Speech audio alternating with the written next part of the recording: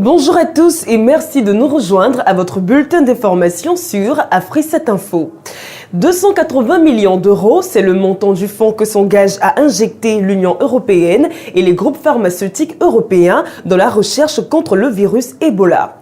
La majeure partie de cette somme sera consacrée à l'accélération des tests et de la production de vaccins potentiels contre l'épidémie. Noélie Richard.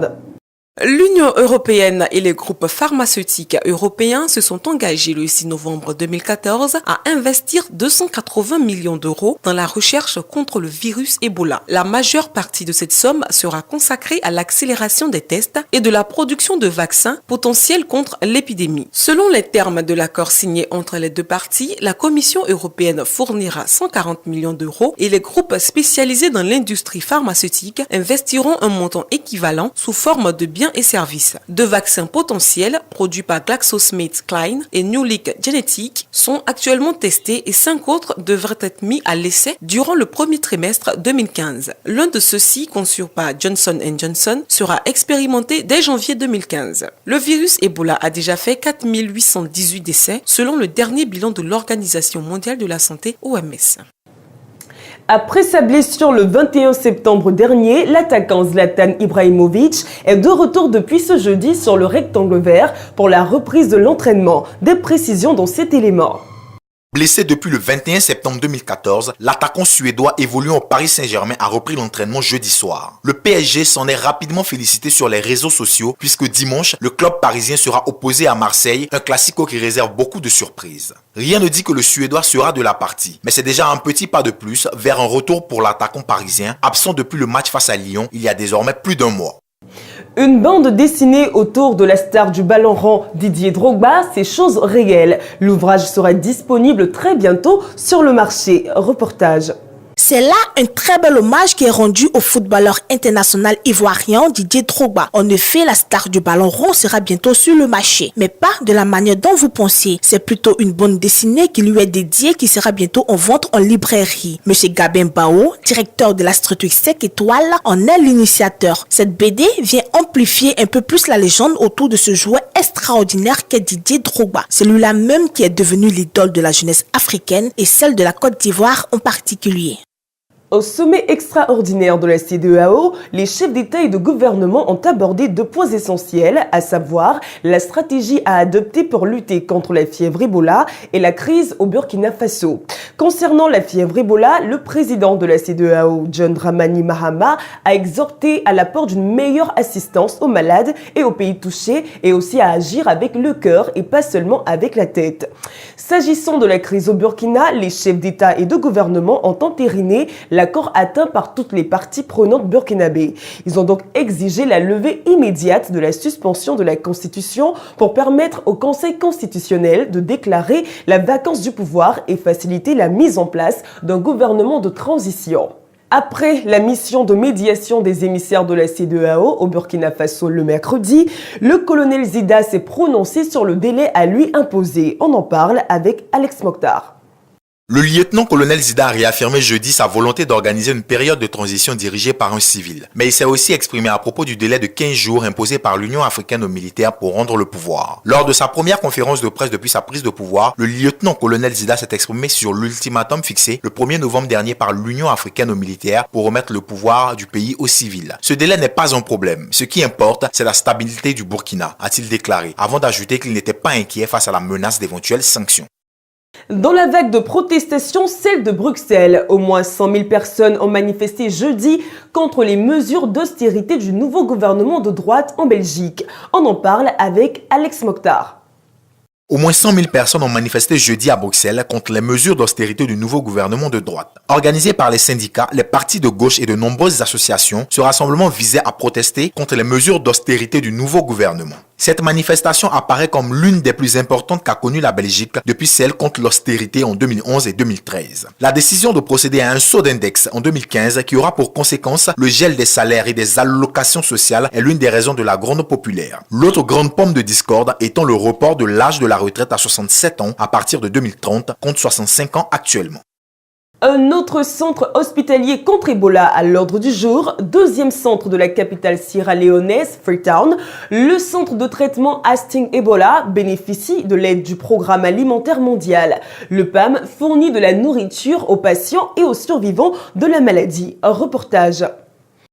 Le directeur exécutif du Programme alimentaire mondial des Nations Unies, PAM, Etarim Cousine, a déclaré mercredi que la communauté internationale devait travailler plus rapidement pour faire face à la crise de l'Ebola. Nous ne pouvons pas attendre de voir ce qui se passe dans le futur, a-t-elle soutenu lors d'une visite de 3 jours en Sierra Leone. Dans la lutte contre le virus Ebola et en guise de soutien aux populations infectées, le PAM a fourni une assistance alimentaire à 1,3 million de personnes. Rappelons que l'un des objectifs des programmes de distribution du PAM est de réduire la nécessité pour les communautés touchées par le virus Ebola de se déplacer pour la nourriture, ce qui augmenterait le risque de propagation de la maladie.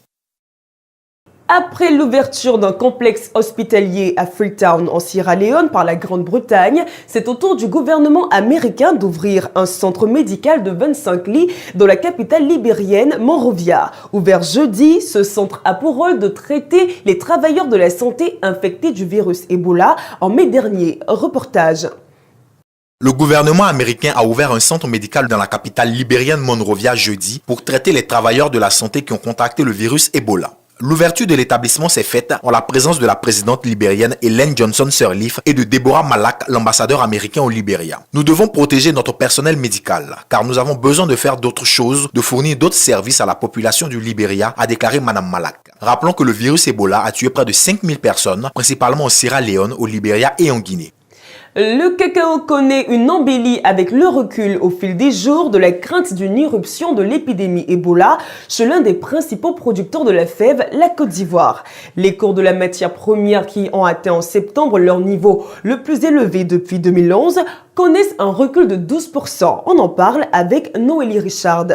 Ce recul traduit un regain de confiance de tous les secteurs qui n'est pas uniquement lié à la gestion de l'épidémie. Il tient aussi des perspectives de récolte. En effet, les experts estiment qu'en Côte d'Ivoire, leader mondial du cacao, la récolte totale pour le compte de la nouvelle campagne devrait tourner autour de 1,6 million de tonnes, tandis qu'au Ghana, second producteur du globe, elle devrait être de 950 000 tonnes. De surcroît, l'amélioration qualitative des dernières récoltes et la météorologie particulièrement favorable viennent renforcer l'optimisme ambiant. Selon Eric Sivry, en charge des activités de courtage sur Options agricoles chez Marex Spectron, les petits planteurs n'ont plus l'anxiété de produire pour vendre le plus rapidement possible. La production en volume a aussi bénéficié du nouveau régime. De son côté, la Commerzbank s'attend à une baisse prochaine du coût des fèves. Elle estime que si l'on retire la prime de risque pour Ebola, il ne reste rien d'autre à voir qu'un marché amplement approvisionné. Ouvrons la page sport de ce journal. La 11e journée du championnat anglais, c'est ce samedi. Une idée des différentes rencontres et des derbys dans cet élément. La Ligue anglaise reprend ses droits samedi 8 novembre avec plusieurs matchs à l'affiche. Les Citizens de Manchester City qui ont vu rouge mercredi 4 novembre en Ligue des Champions seront en déplacement pour affronter les Queen's Park Rangers qui sont à la recherche d'une victoire car mal placés au classement, 19e avec 7 points. Le choc de cette 11e journée sera sans aucun doute Liverpool contre Chelsea. Les deux équipes ayant eu des prestations poussives en Ligue des Champions auront à cœur de se reprendre ce samedi. Il faut également noter que Liverpool recevra Chelsea à Anfield Road. Pour rappel, Liverpool, deuxième la saison dernière et actuel 7e, aura fort à faire face à un Chelsea qui n'a aucune envie de laisser son fauteuil de leader, car toujours invaincu. Les Reds de Manchester United, 10e au classement, essaieront de remonter au classement face à Crystal Palace, 10e, qu'ils recevront à Old Trafford. Un autre championnat à l'ordre du jour, il s'agit de la Ligue espagnole. Elle en est aussi à sa 11e journée et débutera ce samedi. Regard sur les matchs de cette étape de la compétition avec Alex Mokhtar. La 11e journée de la Liga débutera le samedi 8 novembre avec à l'affiche des matchs tout aussi attrayants. Le FC Barcelone de Lionel Messi, 3e au classement avec 22 points, se déplacera sur la pelouse d'Almeria pour tenter d'arracher une victoire et grimper dans le tableau. Les compagnons de Cristiano Ronaldo de leur côté, toujours leader au classement après la 10e journée, recevront à Santiago Bernabéu le Rayo Vallecano, 12e au tableau, 11 points au compteur. Le Celta Vigo, vainqueur face au FC Barcelone lors de la 10e journée, recevra Grenade. Malaga, quant à lui, croisera le fer avec Eibar et Retafe, 10e au classement, se déplacera pour affronter Elche sur sa pelouse. Refermons ce journal par la page showbiz. Voici une nouvelle qui tombe comme un coup de massue sur une tête. Beyoncé a avoué par la voix de l'une de ses collaboratrices qu'elle a eu recours à une mère porteuse pour donner vie à sa fille Blue Ivy et qu'elle n'a jamais été enceinte de cet enfant. Reportage. C'est sûrement le scandale de l'année du show business qui vient d'éclater. Cela faisait presque 2 ans que cette rumeur courait et apparemment elle est arrivée à destination. Marion Knight, une femme travaillant avec l'artiste la plus puissante du show business au monde, vient de faire une annonce au nom de la star Beyoncé. Je n'ai jamais porté Blue Ivy, ma fille, physiquement, mais plutôt émotionnellement. Nous avons eu recours à une mère porteuse et nous l'avons indemnisée de façon adéquate. Je m'excuse d'avoir trompé mes proches. On se souvient encore de l'apparition de Madame Jay-Z sur un plateau de télévision où son vrai faux ventre avait fait grand bruit. Pour le moment, cette information révélée par Hip Hop Hangover n'a pas été confirmée et donc reste à prendre avec des pincettes. Mais si elle s'avère vraie, c'est des milliers de fans qui seront anéantis. Alors Beyoncé confirmera ou confirmera pas. Pendant que l'ex-lead principal du groupe Destiny's Child avoue n'avoir pas porté son enfant, une autre ex-membre du groupe met au monde un bébé. Il s'agit de Kelly Rowland qui est jeune maman depuis le 4 novembre dernier d'un petit garçon. Des précisions avec Rose Alibeda. La date du 4 novembre 2014 restera à jamais gravée dans sa mémoire. Kelly Rowland vient de mettre au monde son premier enfant de sexe masculin. Le bout de chou se prénomme Titan Jewel, qui signifie bijou en anglais et pèse 3,4 kg. La nouvelle maman de 33 ans, dans une déclaration faite dans un magazine People, affirme que son époux et elle sont très heureux d'être parents pour la première fois. La chanteuse américaine et Tim Witherspoon se sont mariés en mai dernier au Costa Rica en présence d'un parterre de stars dont Beyoncé no less. C'est ici la fin de ce journal. Merci de votre aimable attention. L'information continue sur notre plateforme.